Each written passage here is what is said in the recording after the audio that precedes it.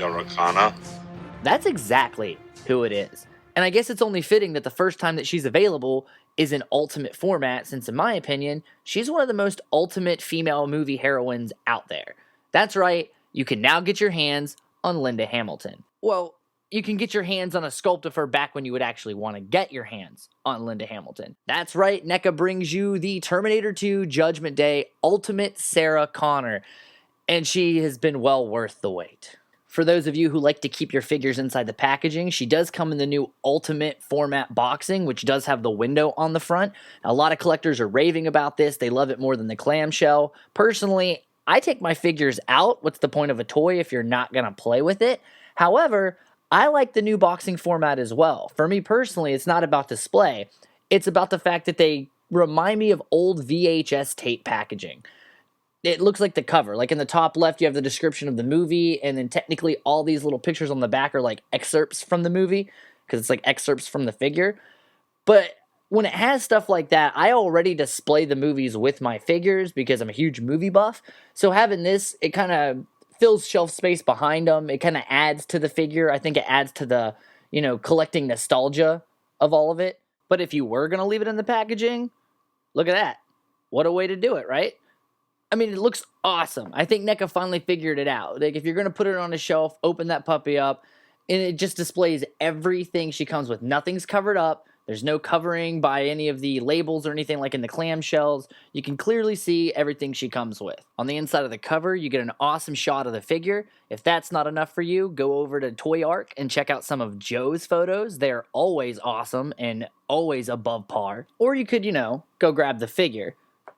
That's always an option.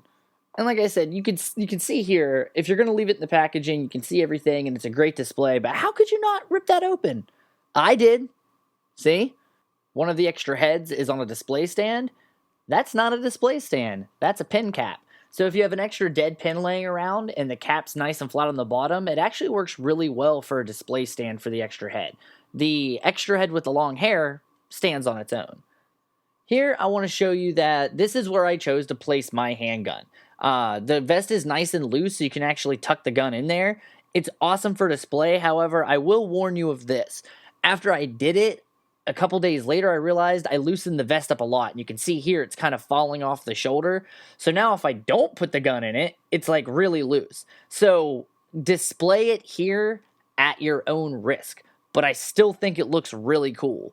Fortunately for all of us, NECA gave us a ton of accessories, so you kind of got to be creative with how you're going to display them, which I see as a benefit, not a problem.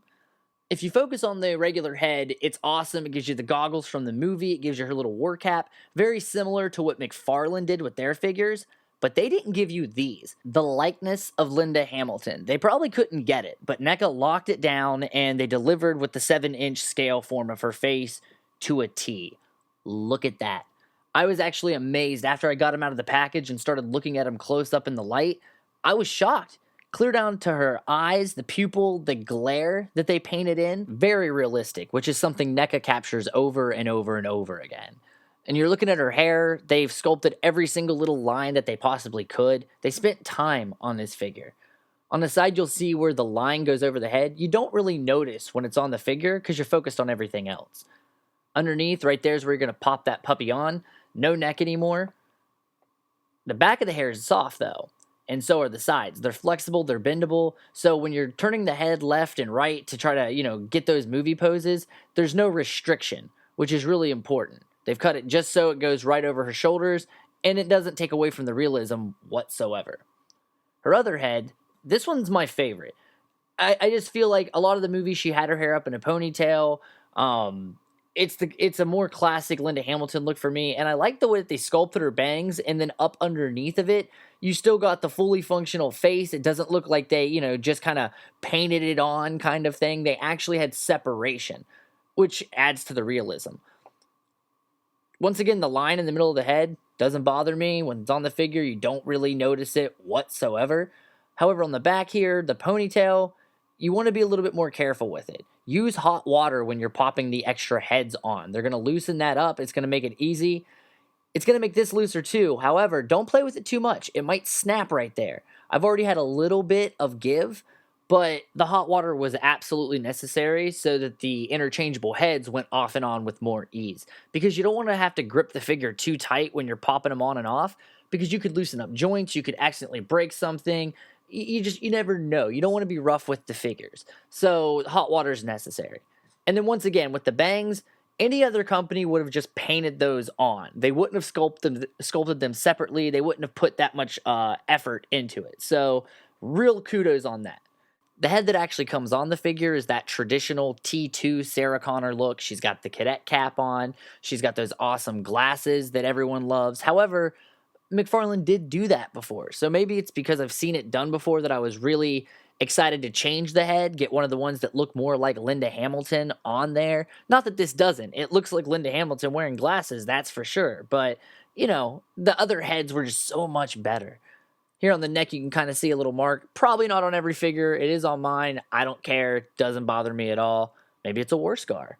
She comes with a lot of awesome firearm accessories. My favorite one definitely being the Remington 870 Police Combat SWAT shotgun. It comes with the folding stock. It's awesome. At the end of the movie of T2, I think you'll remember that she used this shotgun to blow the T-1000 closer and closer to the edge, and then she runs out of bullets and she's pretty much screwed. One of my favorite things about the shotgun is the alternative blue side, those blue shells on the back. I think they really, really pop. Get a closer look up there. You can kind of see where the fold stock is on top of it. Now, the bullets are awesome. The way that it folds in, it matches perfectly. However, it can also snap off really easily. If you take a look back here at the handle, right there, it kind of just clips in. Now, there's great detail on the actual gun, and if it does pop off, you still have a really good shotgun, but at the back, it's a little bit looser than I would like it to be. Good thing is, though, whenever it comes off, it doesn't break off. It clearly is supposed to snap on and off. It's just a little bit loose. I believe this is Sarah's custom Detonics Colt 1911. She pulls it on the Dyson family. She also uses it in the Cyberdyne Showdown. I'm not 100% positive, but I believe that's what this one is. Pretty cool, pretty well detailed.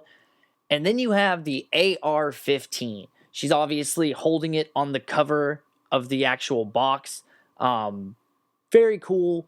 Attention to detail, always great with NECA. Has a soft strap, which is great for throwing it over a shoulder, and it's hooked to the gun very well. If you go in a little bit closer, you can see the attention to detail. And the thing I like about this is obviously you can use it with a bunch of different characters, different figures. It's got a hole sculpted in the middle of the barrel, which they don't always do. I've actually just, used this for photos with a couple of my other figures from different films that didn't come with it. So I think that, it's just an awesome accessory, not only that it goes with Sarah, but that you can use it for other things as well. And then look, they got the little bit of shine in there, a little bit of glitter that they put into it so that the gunmetal kind of shines through, even though it was more of a solid black gunmetal, but still, everything is just, the attention to detail that NECA usually carries. And then you have her hunting knife. Looks awesome. It's a simple knife, but still, even with this little guy right here, really soft, movable, not really going to snap on you. And it goes right here in this little holster. You can kind of push it down in there.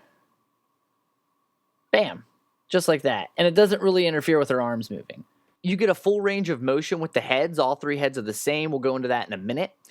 The shoulders are a little bit more stiff on the Sarah Connor figure than the Ellen Ripley figure, which I personally like because it makes it easier for her to hold her weapons, mainly because the hand on this arm doesn't really hold the guns that well. My handgun falls right out. That was a little bit disappointing. Maybe it's just my figure, but I don't know. On this arm right here, I like the fact that Sarah is sculpted to be kind of muscular because Sarah was a muscular lady. She was a force to be reckoned with. So I think it's really cool that the Linda Hamilton sculpt is real muscular and has good definition. The elbow doesn't bend all the way, but it doesn't really need to. And the forearm doesn't bend as bad as the Ellen Ripley figure did. Also, the wrist, the hand moves all the way around, but it doesn't pop out of the joint as easily as it did on Ellen, which when you're posing them with a rifle, with, a two-handed weapon, you don't want the hand popping out real easily. Looking at the body sculpt, you can see she is loaded with accessories, and they're movable, which kind of adds to the realism. The belt can move up and down, real easily. It's soft, the vest as well. Like I said, I displayed my gun up here and you can see it's falling off the left shoulder. So like I said earlier, display at your own risk. It's not plastic. It's made out of like a rubber material. So obviously a little bit more stretching than you're going to get with the plastic. Here at the hips, it moves back and forth, full articulation there. It bends forward, bends backwards. Awesome for posing her with other figures when you want to actually get like a battle scene, which is awesome. Same thing with the legs, ultimate format, so full range of motion. You can move them any way you want. On mine, one of my legs is a little bit looser. Kind of worries me because I did have some of the 7-inch DC figures that broke. However, she seems to be pretty well put together, pretty sturdy. I'm not too worried. The knee joints are nice and stiff, which I really, really like. No signs of breakage there. So, I mean, you got to be really, really careful with some of them. Heat them up first whenever you're moving them around, and then you won't have to worry about it. And then here on the ankle, you see, same thing as Ellen. You got the full range of motion that moves around, making the figures a little bit easier to stand. Some of these can be looser than others, but what are you going to do? That's mass production. Now, this line ran in 2015, obviously. There are always knockoffs out there, but unless you're shopping on eBay, I don't really think you have too much to worry about on that front.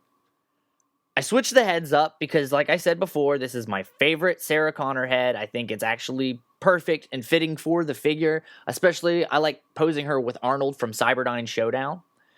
Now, right here, the ponytail, like I said earlier, it is loose. So you do have to be careful with it. You can see there, a little bit looser than I'd like. I don't turn her head too much just because it can catch on the shoulder. Just don't play with it a whole lot. I'm sure Gorilla Glue could take care of it, but I don't really want to have to do that. So I just, I want to make sure I point that out because I feel like that's very important. Someone's going to snap it off and be really angry, and it's not going to be NECA's fault at all. So just watch out for the shoulders. Just when you're turning the head back and forth, just move the ponytail a little bit and you won't have a problem at all. I display this on my figure every single day. If there's any head that is going to give you any kind of trouble, it would be this one. And I only say that because of the way the hair comes down and goes over top of the shoulders. So obviously when you're turning it, it's going to be there. It's going to catch on it. If you turn it around to the side, one of the things you'll notice is the little line on the side. Don't even pay attention to that. When you're turning the head, see right here, it kind of catches at the shoulder. Not bad because the hair actually is soft. It is movable. But at the same time, you get a little bit of a hovering, as you can see right here. Same thing you have with the Ellen figure. Whenever you have a long-haired female figure, it's going to hover a little bit. So like when you put her head down, right here you can see, you definitely have a little bit of hovering. But when you're displaying the figure, you're looking at it face on. So the back hovering doesn't really show too much unless you're really looking for it. I'm sure if you heated it up, it could like droop a little bit more, but that's a perfect head sculpt, and I love it on her. Mainly because you can get the steel mill pose out of her. With the T800 and T1000 that NECA did with the steel mill, you can recreate those scenes, which is my favorite thing to do. You'll see the shotguns in the right hand, like I said before. It consistently falls out of the left hand. I can't even keep the handgun in it. Hopefully it's just my figure, but whatever. She still looks awesome. You still get great poses with her. She's still worth every single penny you could spend on her, although my friend actually picked this up for Christmas. It was one of my Christmas gifts. Best one I got, in my opinion. But I still would have bought her anyway. That's just how awesome she is. So you can find her at Toys R Us. She's on their website. You can find her at your local comic shop, Big Bad Toy Store. It's good to see NECA round out the line. We had Kyle, now we got Sarah. Once upon a time, I did ask NECA on Twitter whether or not we'd ever get an Ultimate original Sarah Connor from the original The Terminator film. Randy said highly unlikely, but, everything changes within time, so keeping our fingers crossed. So that's Sarah Connor. Until next time, guys, subscribe, tune in. Thanks for watching.